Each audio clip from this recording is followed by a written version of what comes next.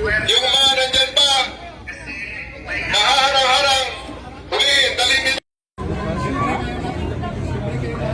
So, hindi na po naglaban ng KOJC dahil respeto ko sa ating... Ibigay natin na ganyan, ang gate na yan, nakabukas para sa ating free access lahat.